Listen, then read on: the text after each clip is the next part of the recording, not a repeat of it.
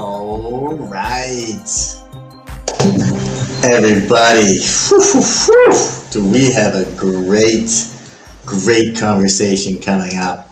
I am super excited for the guest that is about to hop on here. We hung out a bunch recently in Miami, which was great at Consensus. That was the first time we met IRL. We actually were interested. Interestingly enough, the way that we actually connected was through a really great mutual friend of mine, who I don't know, I think I first met him in Dubai. It's Dean. I think a lot of people know Dean from, he used to be at 40 IQ, awesome guy. And I said, Dean, who's like one of the best community builders that you know? Because this is everything that we're all about. And he instantly was like, oh, off my lawn. It's like, off my lawn. And I was like, all right, well, I gotta talk to this guy then. And I remember kind of just cold DMing on Twitter, and we got into some conversation, and then we ended up doing a little bit of a webinar together a while ago, had multiple calls with amazing conversation. And so of course it just made sense to get up here on the podcast. So without further ado, I'd like Off My Lawn, if you want to do a little introduction of yourself, and we can get right into it. For sure. Well, first of all, Dan, thank you so much for having me on the podcast. Yeah, Dean's a good friend of mine. He's a beast, wonderful guy. I don't know about the best community builder, but I try to think I do a good job. But I'm Nate, Off My Lawn. I'm like the gnome guy on Twitter. That's what people know me by. But I am the head of community at Raiku. That's what I do on a daily basis. We're essentially Solana validator infrastructure. I'll keep it pretty basic, but I handle everything community. So Twitter, shit posting, Discord, Telegram, everything that touches anybody who could be a potential community member or customer of Raiku in the future. That's kind of my area of expertise. I've been working in crypto full-time since 2021, and I've been loving every second of it. And I initially started out doing like top of funnel sales, very SDR kind of grindy foot in the door work. I wasn't very good at it. So I got laid off from both of those jobs actually. But then a good friend reached out that I'd previously been connected with, and they were the founder of a company called Zest Protocol. And they reached out to me and said like, hey, would you ever be interested in doing social media work and like some light community work for this protocol I'm building?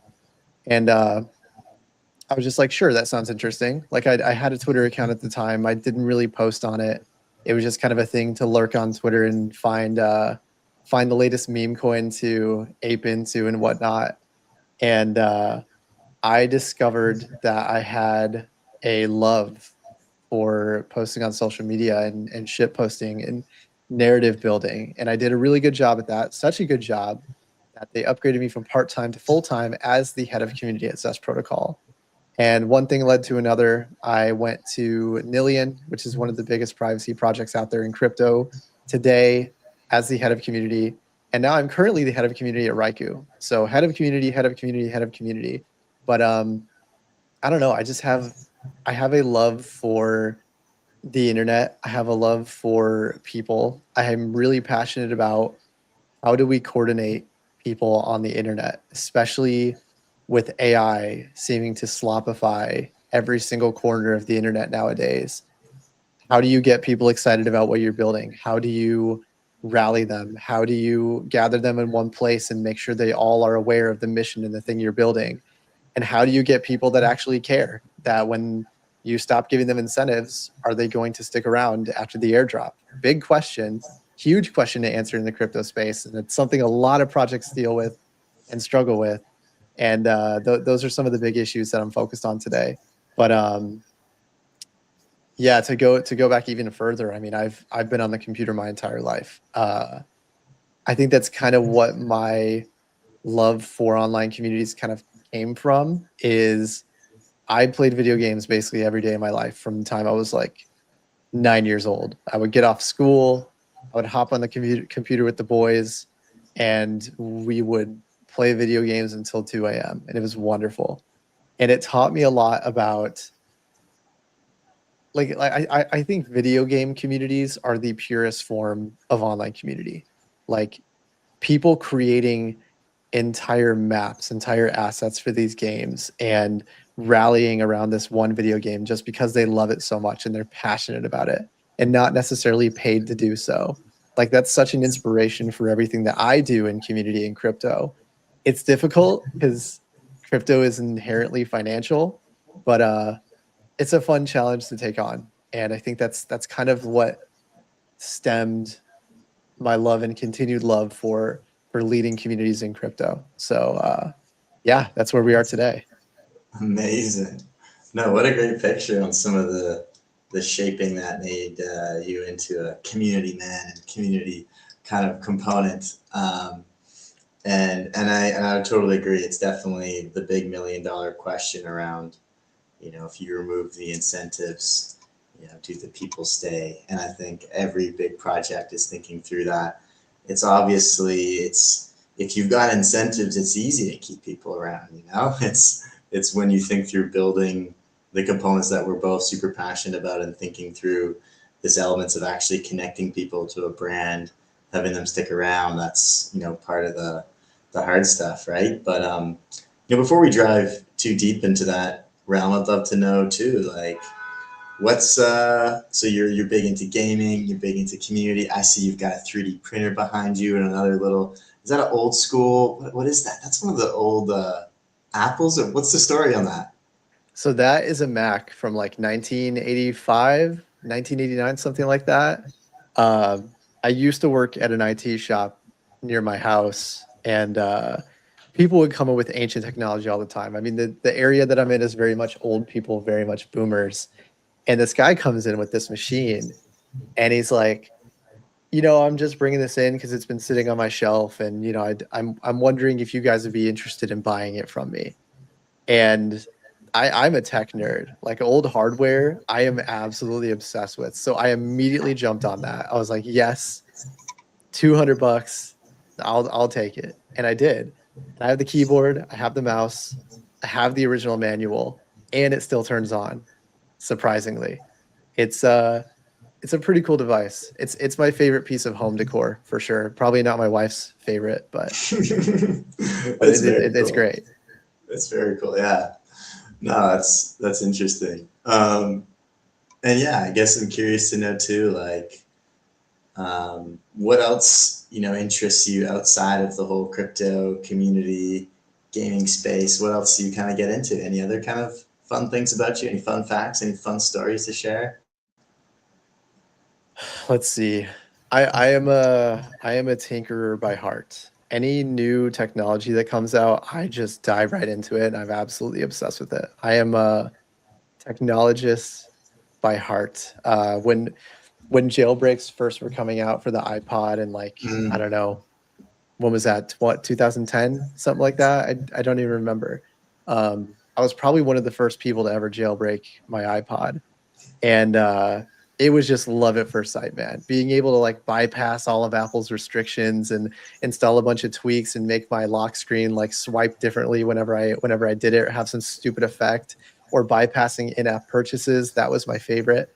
I love technology, and I recently have had the same feeling that I had when I first jailbroke my iPod as I do now with vibe coding. It is the coolest thing I think I've probably ever experienced in technology. The fact that you can write words into a terminal and out comes an application is absolutely unheard of. And it's never existed in history. It's never been easier to build your own thing, to automate your own process, to do whatever it is that you have an idea of. Like it is the golden era of the idea guy. And I have two monitors here. I have my main stuff on this monitor, and on this monitor I have 5 different TMUX panels in a terminal of 5 different vibe coded projects I have on at like all times. Like I'm constantly doing this. It's so much fun. It's automated a lot of the pain points that I've had in managing communities. Sorry, my cat is tangled in my headphones. Get out of here. She likes to join me on live streams. I've actually automated and made a lot of the things that are pain points for like scaling and building communities myself for Raiku through vibe coding. And I've been on it since, I don't know, it has to have been like 8 months now that I've started with vibe coding, and here we are now. But that's definitely like one of the things that I spend a lot of my time on, and it's very, very cool. Yeah, I mean, it's definitely going to be, I think, a topic we're going to jump into, because I think this era of leveraging AI basically factors into any sort of work, especially that touches the internet right now. I think like we're moving into an era for even moderators, for community managers, for everyone to just empower themselves with these tools as much as possible, extend themselves as much as possible. And I love the fact that, you know, also similarly on my side, like any sort of pain point or thing that you're like, oh, I wish this tool did this thing different.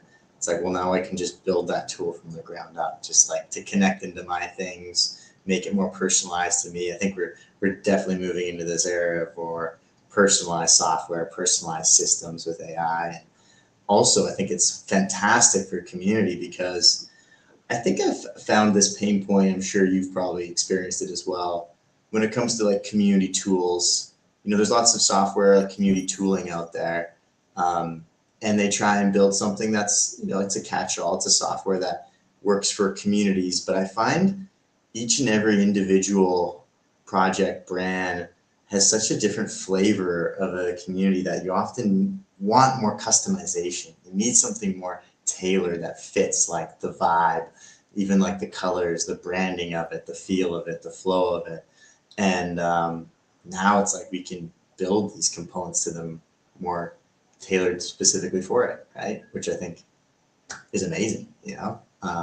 It's, to your point, it's like Karpathy talking about, you know, English is the new coding language, which is just like, I'm also on that rabbit hole of, you know, I'm curious, I got a question for you around this, because I've got also multiple windows open with Cloud Code, cooking on different things, but I feel like it almost makes ADHD even worse. It's like, now I'm 100% flipping from like this to this to this, and I'm like constantly like having to shift my brain to like, okay, this project, what is it telling me? Oh, okay, it's giving me this feedback. Okay, yeah.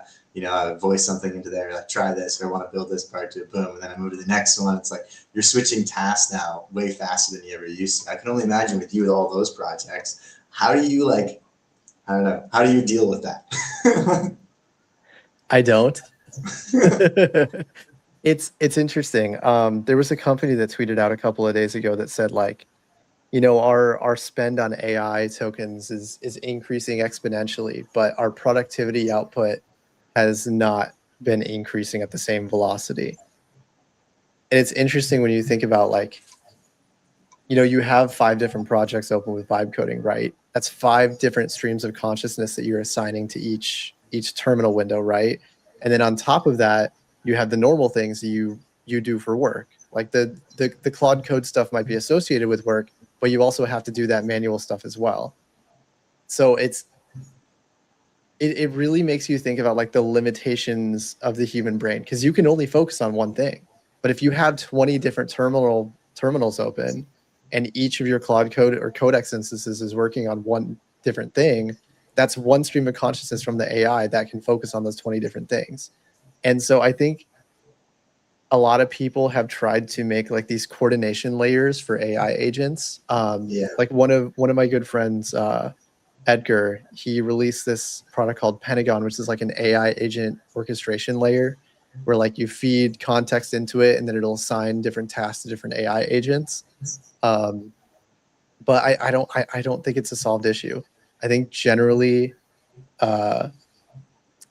it's an unsolved issue. The division of attention that AI demands from you when working on a bunch of different projects, I think it just comes down to self-discipline, just assigning times to different tasks, which I'm not very good at myself.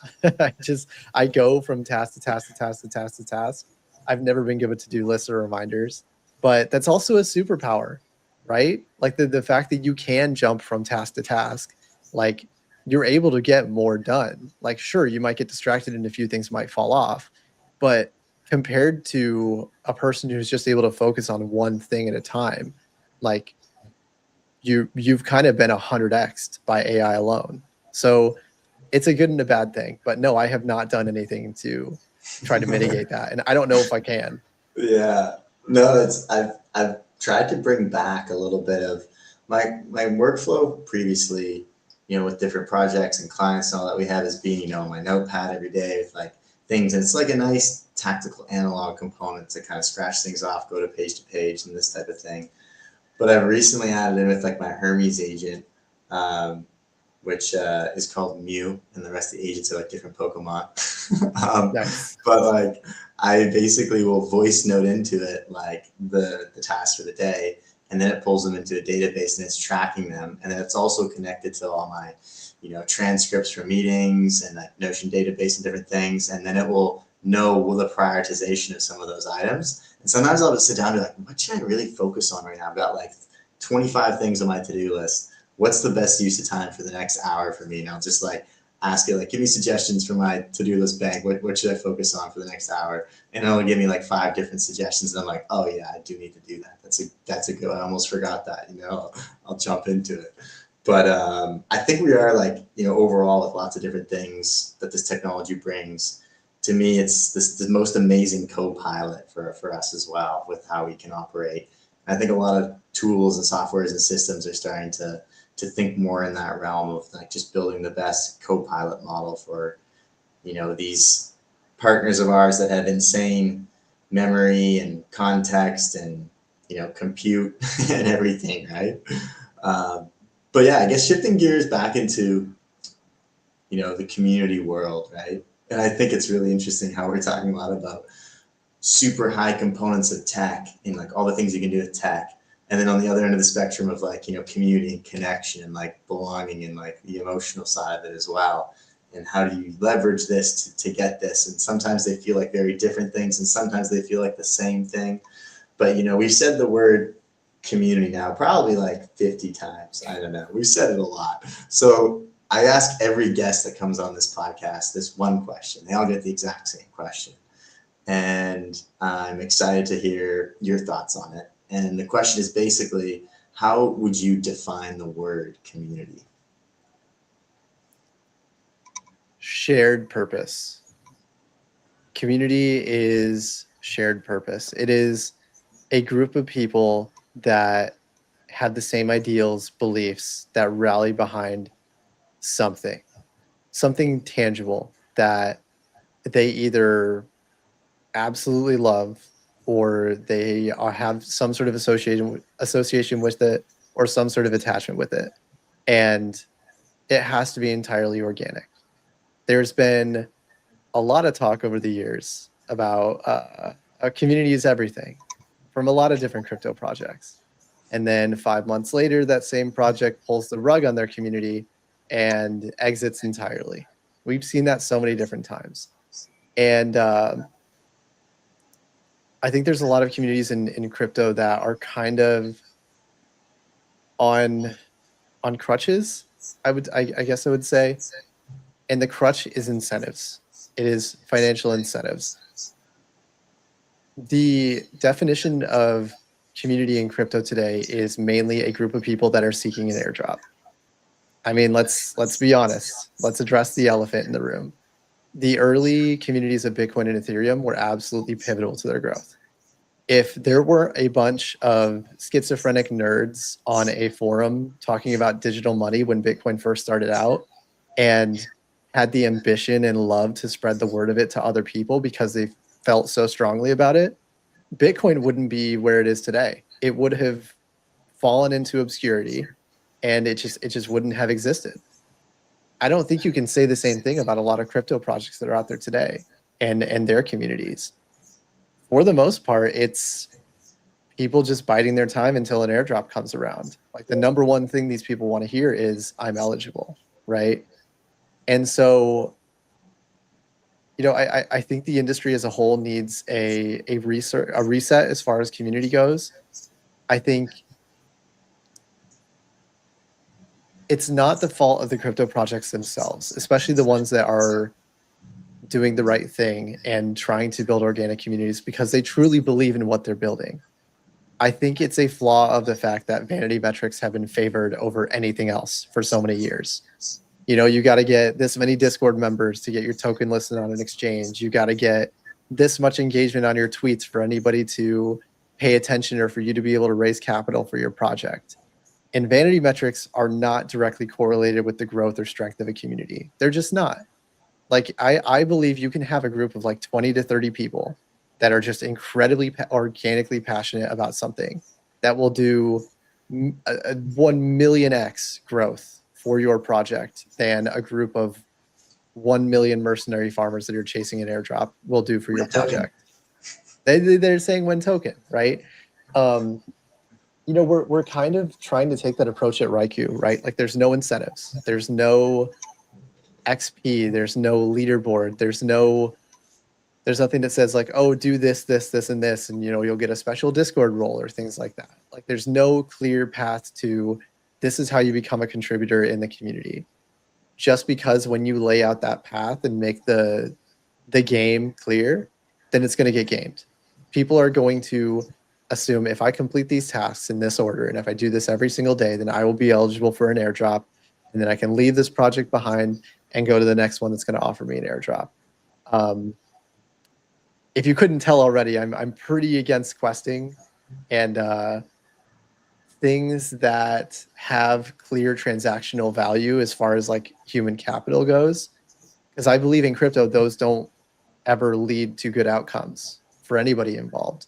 Like, sure, the project gets some extra metrics to be able to show their VCs, but you're really just screwing over the people that are completing these quests, assuming that there's going to be an airdrop, when in reality, when you have 1 million people doing these quests and getting this XP, you can't really successfully distribute an airdrop that's going to satisfy the person that did the quest.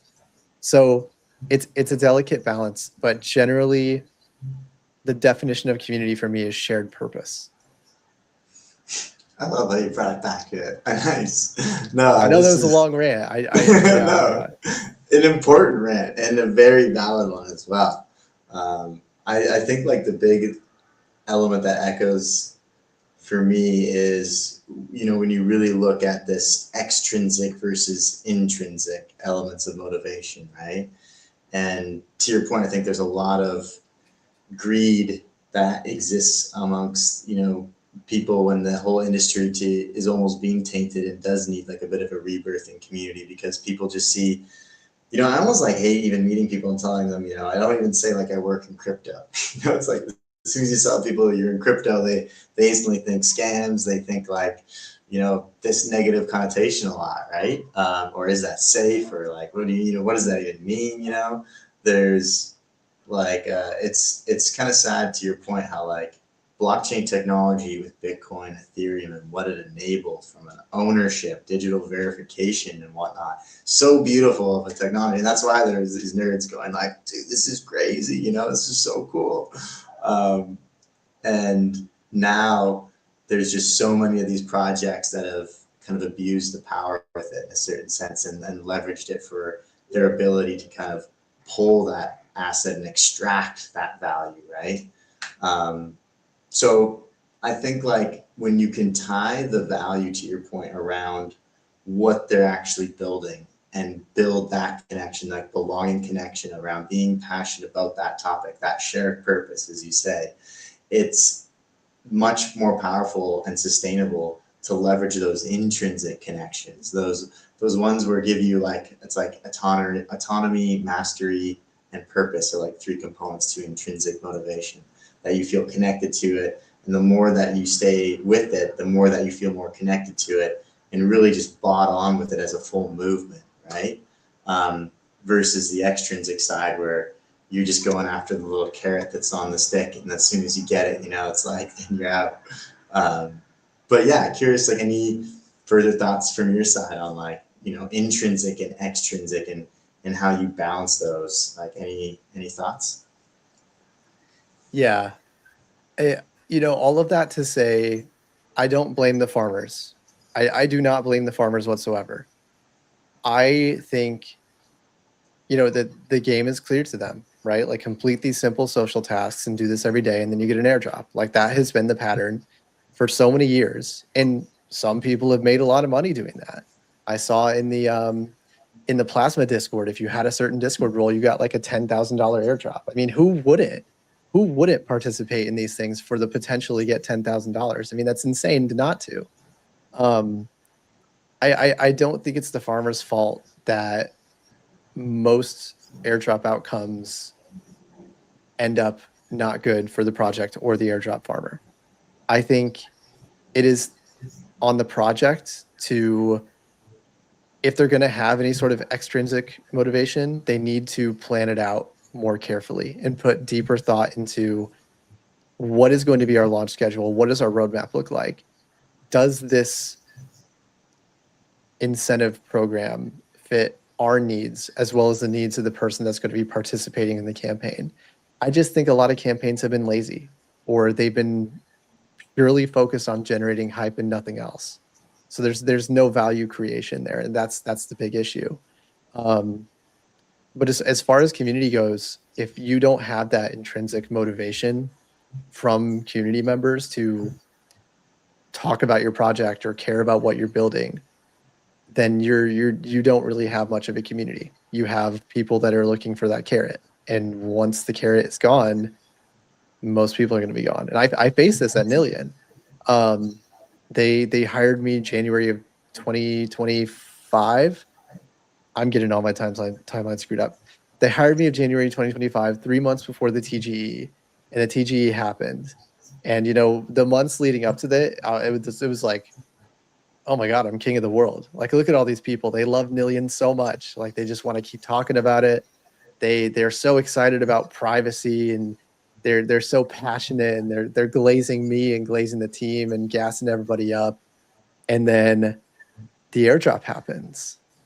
And the next day, you could have sworn a nuke went off, or like everyone died, because the Discord, the Twitter, the Telegram, complete ghost towns.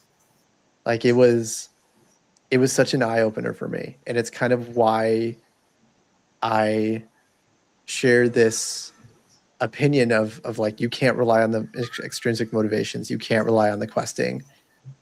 Any short-term tricks or games you try to play to boost engagement are going to end up hurting you in the end.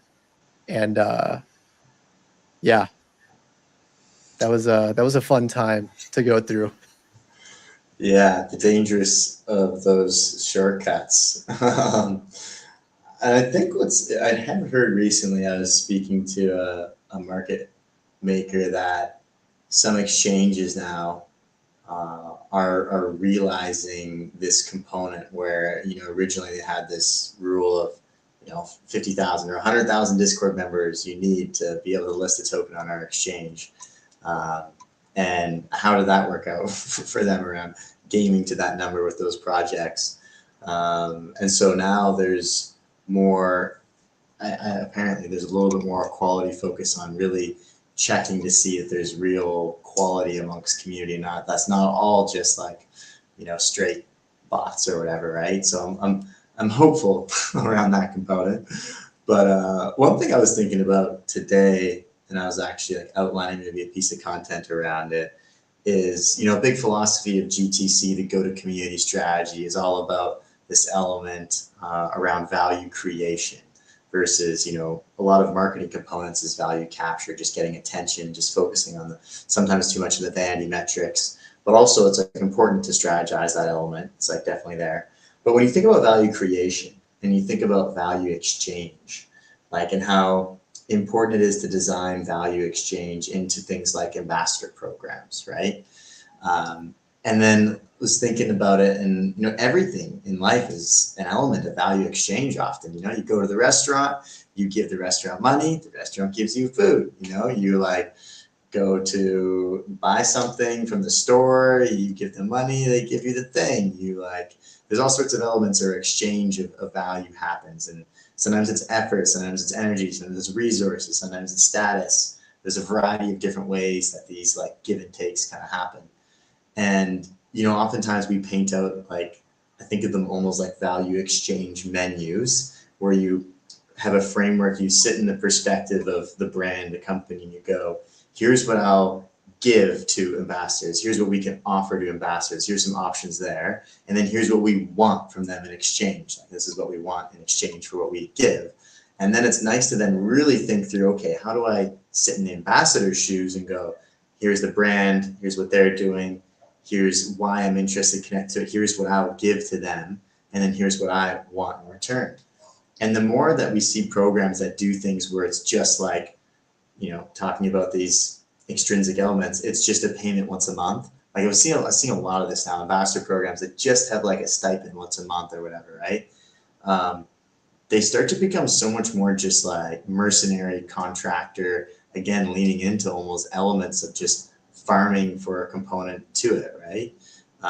Versus the ones where they bring in elements where, oh, you get to actually meet the CEO once a month or something. Like, I would love to meet the CEO because I love what they're doing, and that's super valuable. And there's going to be professional development opportunities and things like this.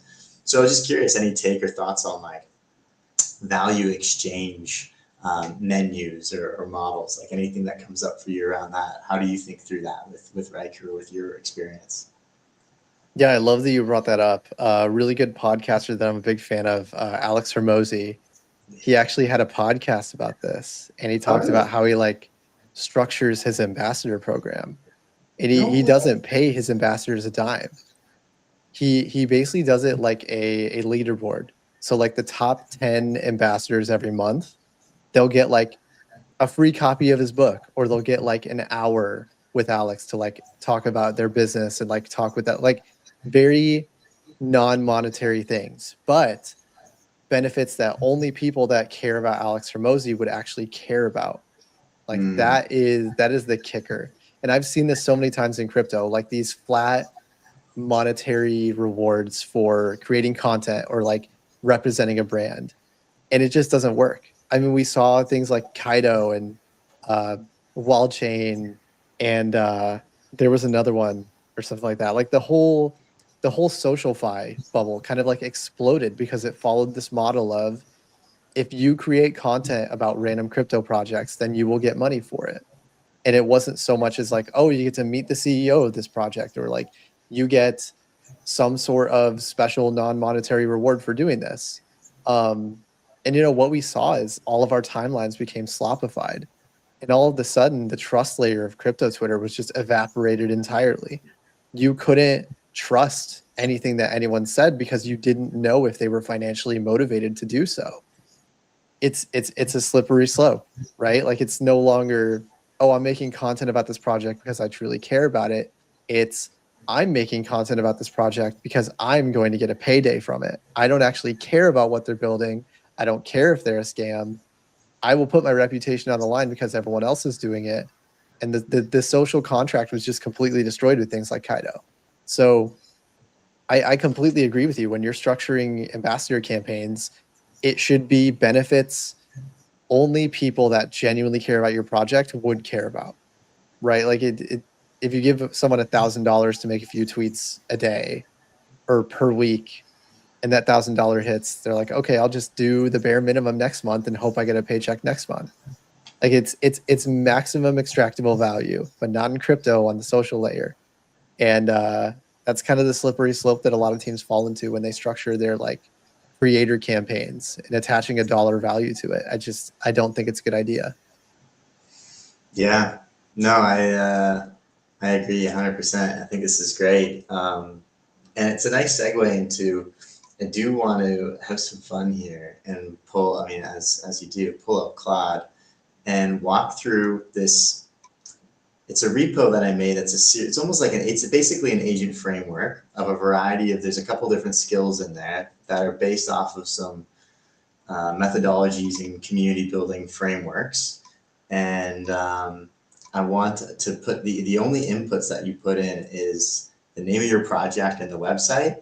And then you have to describe who that project, who the ideal community profiles are. You know, I think about ICPs, ideal customer profiles, but I think of also ICPs as the ideal community profiles. Like, who do you want in your community? So I think it'd be fun to share screen and walk through just giving it the inputs right now. And then I'll share like the architecture while it's cooking. It usually takes like 15, 20 minutes. So I think it's usually around 15 minutes. So while it's cooking, we can kind of walk through what the frameworks are. We can chat a little bit about them, and then we'll see what we get. You know, this is live demo world, so you never know. But I think this will be fun. And yeah, I guess start thinking a little bit about the ideal community profiles. What type of community members do you have? And then the best way maybe to even share it. I'm such a big fan. Do you use Whisperflow? Like I use Whisperflow a lot. Oh, dude, I love Whisperflow. It's so good. So good, yeah. So good. But anyway, so this is like, I'll share I'll get into the repo later. I already put this in here just to save a couple minutes. All you have to do is put the repo in from GitHub, which is my GitHub is Don Radman, which is like my alter ego of my vibe coding self. Dan Rodman, but Don Radman. Sometimes I put these glasses on. I'm like, I'm Don Radman. And I love that. Code, and I just That's go tough. crazy. But put it in here. You tell it to read the repo, and so the first three things we need are the project name, the project website URL, and then to talk a little about the personas.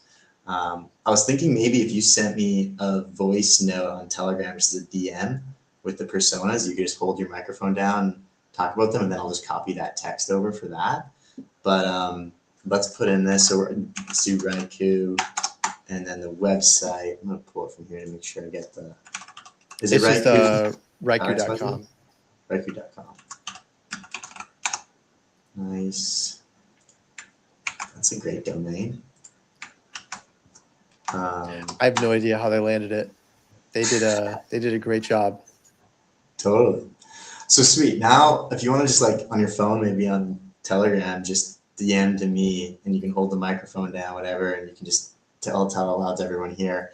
Just kind of ramble through the different personas that the community is designed for, that you're trying to activate more. You're trying to bring them in from being aware of your project to being advocates and evangelists. What type of people are there? Are there builders? Are they just interested around the token, or how do they participate? Are they the stakers themselves? Maybe you just want to do like one or two. I don't know if you want to think through those profiles and then just go for it. I'll just send it. I'll start up Whisperflow right now, and I will. Oh yeah, perfect. You do Whisperflow and just send it to me in text on Telegram. So persona number 1, a cracked validator operator that is looking to maximize revenue on their Solana validator. Persona 2, a Solana developer that is locked into the trenches and wants their users to have the best user experience possible. And then 3,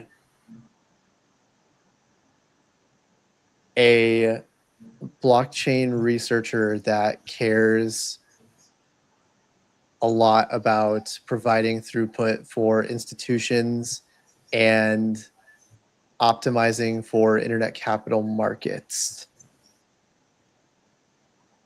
Nice. Okay. I think Whisper got most of that. Sweet. And I got it. Perfect. I'll copy this in. Yeah, Whisperflow is great. It's the best. I bought it like 2 months ago and I haven't looked back. It's amazing. I know. Highly recommend it. Constantly just talking to myself now like a crazy person. I don't know what my wife thinks of it, but yeah, I'm literally in my office just talking to myself all day. Right on.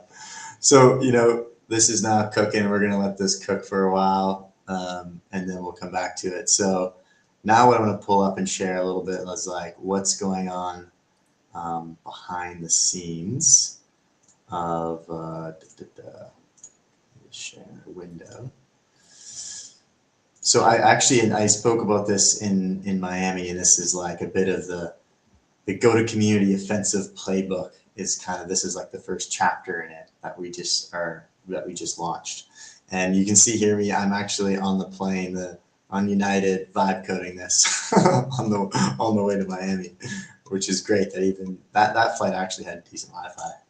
So basically what's going on here behind the scenes, what we just did, we gave it the project name, the project URL, personas, there's I think 7 different kind of files in here. There's the README, there's the agent markdown, some overall principles, and then there's the frameworks. So it's going through the commitment curve, it's going through BJ Fogg's motivators, some gamification mechanics, and then an affinity doc that helps kind of match and pull them together.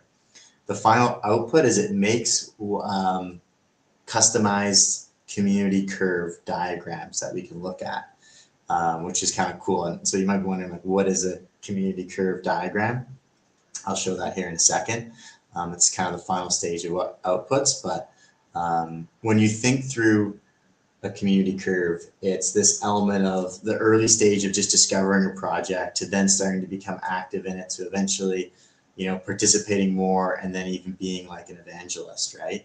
How do you get there? What are the things that you do? What is the community strategy element? And these other, frameworks I think are great to think about. So I'm gonna, for the first one is just the gamification mechanics, which just help and utilize elements of our psychology, right? On like what makes us driven in different ways. People do use these for components of questing, but I think also like lots of companies use them, lots of big brands use them. You see this all over the place. And, there's elements that just help, even in business, like this book is actually a great one around using gamification in business. It's a good one that I think is nice, but the one model, which I think would be fun to talk a bit more about, because we were already talking about this a little bit, is, I'm not sure if you've seen this before. This is like BJ Fogg's motivation theory. I've never seen this, no. This is really cool. I really like this. I think this even applies to like companies and businesses. I've actually talked about this once or twice before. So you got this chart here and you're looking at ability and then motivation on the X and Y axis. And so for a community, for a company, for anything, right? If you've got, as an individual, a high ability, you're very talented at something, it's easy for you to do things, like you've got that skill set, and you've got high motivation, then, and you're prompted to do something, it'll very likely be over this success line. It'll be a success, right? But if you've got low ability, you're not that talented at something, and you've got high motivation, like maybe it'll be a success, maybe it'll be a failure, right? If you've got the other way, high motivation, you're really stoked and fired up and passionate about something, but you just don't know how to do it, then, it could be a success, it could be a failure. If you've got low on both ends, if you're not motivated to do something, you don't want to do something, and you're not that talented at it, it's definitely not going to be, it's highly unlikely you're going to succeed, right? So this is like this component where you really need to think through, how do I, and I think the motivation axis is something to focus on more when it comes to kind of community, right? If I want to do a community initiative, if I want more success around the CTAs related to my product, related to my brand, how do I make sure my customers, my community, the people around it are higher on both of these scales? They know how to use it and they're excited to use it, right? Like these are things to think about. I think in general, with lots of products now, ability is kind of more straightforward around knowing, someone who doesn't have ability or has ability.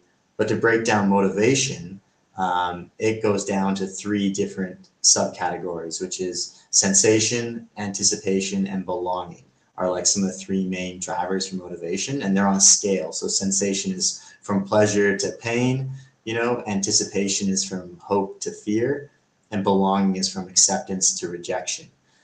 So these are just nice frameworks to really think through this component around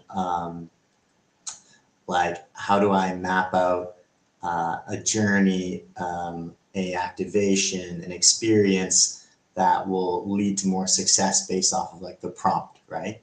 But I'm curious to know, when this is a lot and this is like a bit, to digest, what are some of the things that jump to your mind when you see this and you think through this equation where for an intended behavior, you need the right motivation, the right ability, and then of course the prompt for that to happen, like the CTA. What stands out for you with this?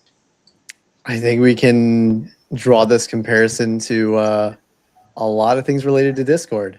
If a Discord is way too hard to join, way too hard to navigate, and you're using that as your primary area for community members to go to and become involved into the project in, then they're probably not going to join it, and you're probably not going to land community members. I mean, Discord aside, this goes for any platform you're using for community building. It could be Telegram, it could be Slack, it could be a Twitter community.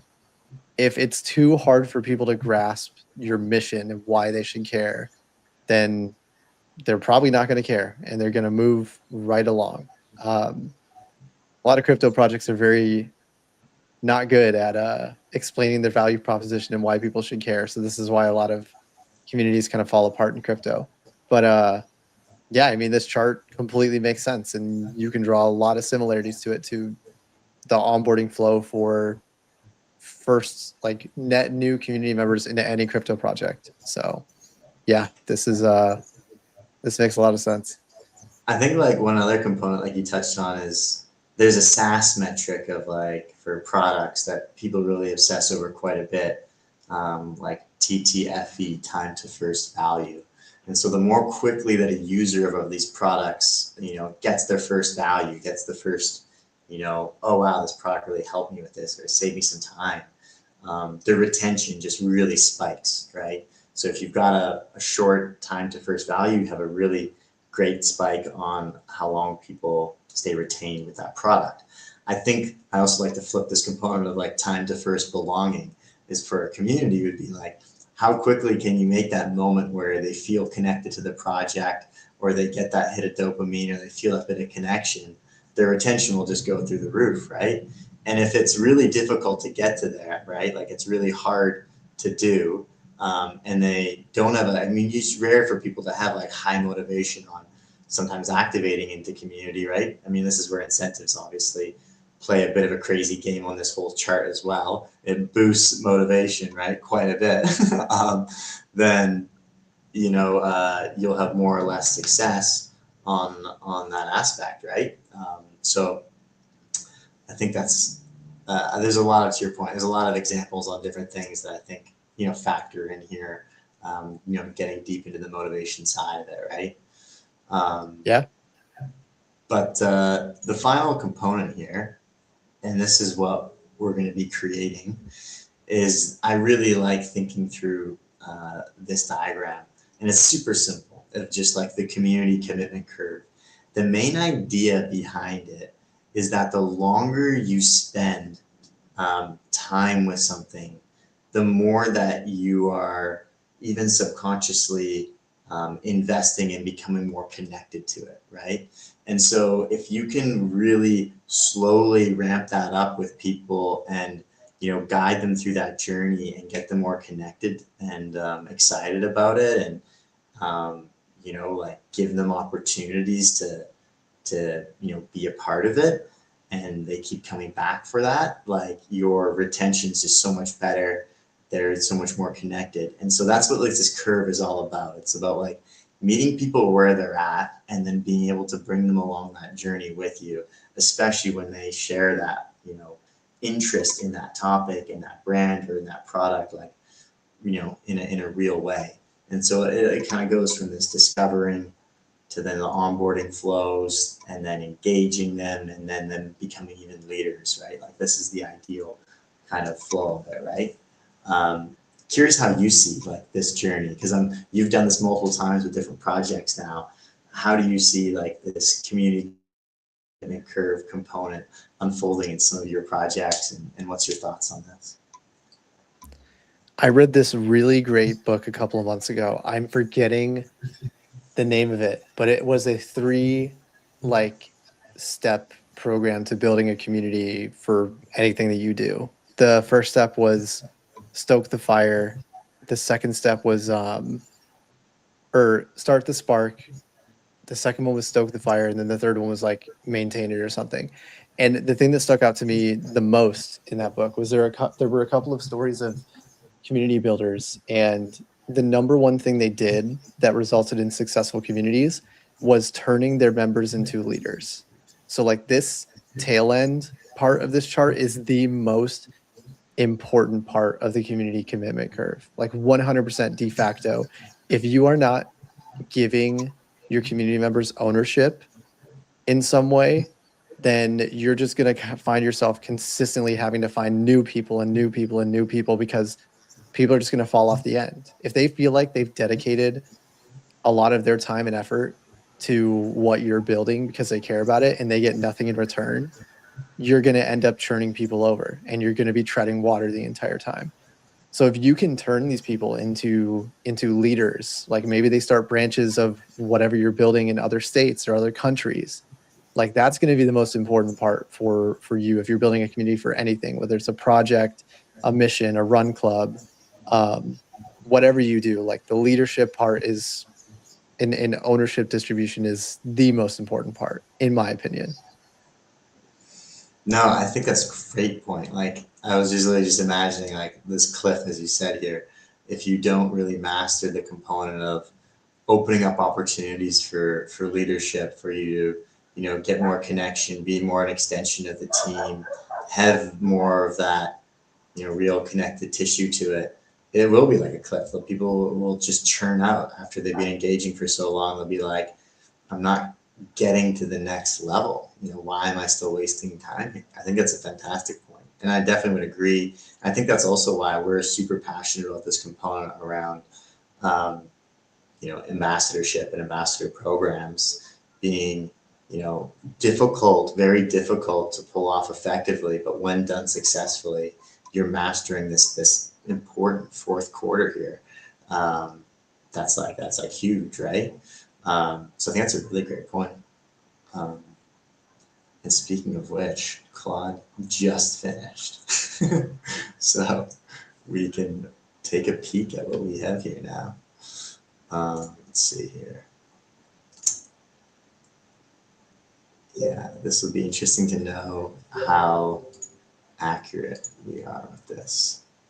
We'll just share and obviously this is, I didn't do the step to pushing it to like a Vercel. So this is run locally, but what we just made here is a couple different commitment curves. This is the blockchain researcher. And so what we did with this framework, GitHub All These Skills, is it took your description of the different personas, it analyzed and scraped through everything on the website, and then it put some of the pieces of the puzzle together with those skills to find, what's the dominant motivator for this persona, what's the secondary one, what are some of the primary friction components, and then it starts to build in the discovering stage, the joining stage, the engaging stage, the leading stage. What are things that the blockchain researcher could do at each of these stages? What are activations? What are experiences you could have, right? And so we can click into these and we can look and see what they are. So it's crazy. It's like we just built this, like, almost customized little mini app of this curve based off of the project, right? So anyone, if you want also access to that, GitHub repo, just comment that you're looking for it in below the video here, and Tommy Community will DM stuff over to you and set you guys up with it. But yeah, so I'm curious if any of these really land. It's discovering the thesis tap. So this is like very low friction, like, very easy to do on this side. Then as you get further up here, you start to do things, have things that are a little bit more harder to do, but that build more connection and take more time. So it brings more belonging as part of this, right? Like discovering might just be dropping a follow, spend 1 minute on the coordination engine technology page. Then you've got your onboarding, your Discord step in, researcher tag, self tag as researcher in your Discord, site request. Then we're getting into more things like engagement, replicate one Raiku benchmark using public data and post your numbers in Discord, the Salon RSVP, take your turn presenting at a Raiku research roundtable or community call, thesis posts, joint paper. So these are getting more consistently kind of, I guess you could say, diving deeper into it. The spec critique, institutional bridge. Of course, that's like an ideal path, right? I mean, I think the main thing to think about with all these in general is a lot of time, a bunch of these may not make a lot of sense or maybe you already have going, but it's like, how do you get your brain going around these, thinking through these different stages and mapping through it, right? But yeah, this is the blockchain researcher. Any thoughts on any of these? This data is fantastic because what I can do with this is literally dump it into Codex and say, how do we attribute and track every single user through this funnel? Like that is critical. So this is pretty cool, man. I love this.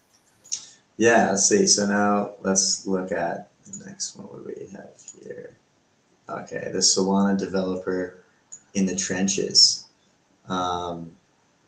Sensation pleasure, belonging acceptance, brain cycles and time, hero repos, docs crack,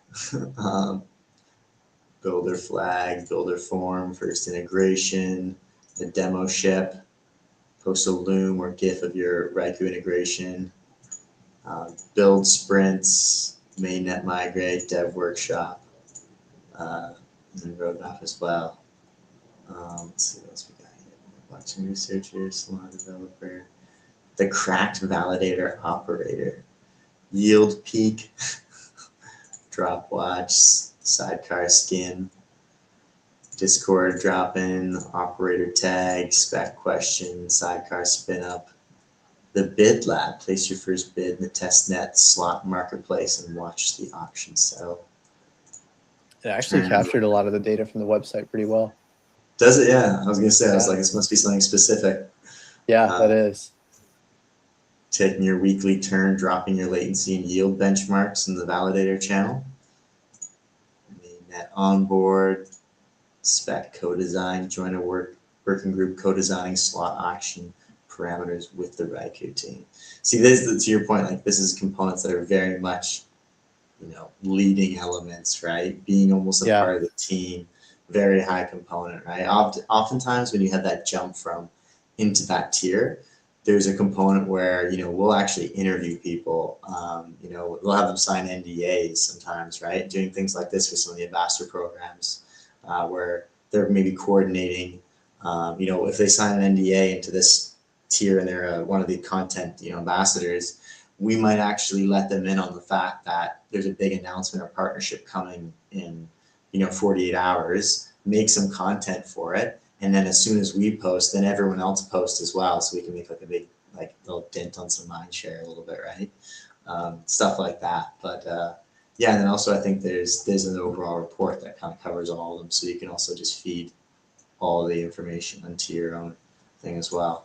But yeah, I'll send you over the files so you can check them out. But that'd be great. Like the demo was successful. I tried to do this in Miami, and the cloud asked me for specifying which folder I was putting it in locally, and so it took too long to cook in the end. And I was like, I'll have to show you afterwards. But yeah, I don't know if you any sort of feedback or thoughts on the overall process. I'll also share the repo with you so you can play around with it. Yeah, please do. No, it seems awesome. I think a lot of community builders struggle with what that pipeline and what the flow actually physically looks like, whether it's a time constraint or their brain is just too fried from jumping between Telegram and Discord 3,000 times a day. So that's incredibly useful. And it's a great example of how AI makes community managers' lives infinitely more successful, because you can offload the kind of repetitive work of like making charts and attributing things and just offload that to AI while you focus on making human connections and talking to people and actually doing the onboarding and the leadership distribution and things like that. So yeah, great stuff. No, I appreciate it. I think for me, I was thinking about this earlier. I want to start to create more, like I'm applying, actually I was speaking at a conference, Control Shift in Italy in a few weeks. Or actually it's a little bit later, I think it's a month or so from now. But I'm trying to do more speaking around this ethos or philosophy around community. And I really think that now it'd be so useful and valuable at every talk that I do or every podcast or whatnot, to give people something that they can just plug their agents into, almost like MCP or skills or like a GitHub framework. So they can take all the value and lessons of the talk or of the topic and just have their agent help coach them through it, right? So, and they make it specific for them as well. They can take all the context, all the information, and then just interview them to get the right questions and answers and support as much as possible with the content, right? So they don't have to worry about, taking like notes or even downloading a PDF and then or whatever, and then trying to put it into their agent and then go to talking with their agent about it. It's like, what is more of an AI native way to share the value around different topics and things? So I have a question for you, which would be, at a future talk or next episode or something, what would be another topic that you think I should cover around community that would be helpful for people? I think it would be helpful to cover the leadership tail end of community and like real life examples of how you guys have distributed leadership positions to community members, what that process actually looks like, and how you maintain it as well. Like, how do you make sure that these leaders stay engaged? You continue to give them valuable work and they continue kind of driving your mission forward. I think that would be incredibly helpful. Nice. That's a great one. No, I like that for sure. Well, cool, man. This is amazing jam. I feel like we could jam for so long. Is there any other curious topics or questions or anything you want to jam on before we close? I think we covered it all, man. Look, I'd love to come back for another podcast later on. I love chatting with you guys. I think you guys are doing some of the most important work in crypto right now. And yeah, bullish co-unity, bullish you, Dan, bullish Tommy. And you guys are just like the number one community agency out there. I don't think anyone's doing it as good as you guys are. So yeah, keep killing it. There's so many different problems to tackle in crypto communities, and yeah, let's build, man. Oh man, I appreciate that. Thank you so much for the kind words. And we are trying to rally this mission. I feel around there's going to be more and more, AI content and more paid ads and more things vying for our attention in this world where our attention spans are decreasing, and that's getting more and more difficult to compete on as a brand, as a company. And so this world of thinking through deeper in your funnel around the community front as a super powerful, almost I was thinking of an analogy of like, it's almost like an immune system for your company, right? It's like it'll help protect you. It becomes your moat. It defends you when other things attack you, and supports you. And it's just something that I too feel there's so much more value and thinking and strategy for a lot of projects and brands to unlock, right? That'll really make things move the needle and move for them. So I'm amped up to continually always researching, innovating on these things, having all my agents help me with it, of course, as well. But that's our agent era now. But yeah, man, I really enjoyed the convo, and 100% have you back on. I'm even thinking about doing some specific webinar series as well again soon. So definitely want to get you back on those roundtables and stuff, bringing more people together and having a great conversation. So stay tuned. And yeah, thanks again. And appreciate everyone listening in. And we'll catch you all on the next one. Yeah, thanks, guys. Thanks for having me, Dan. You bet. All right.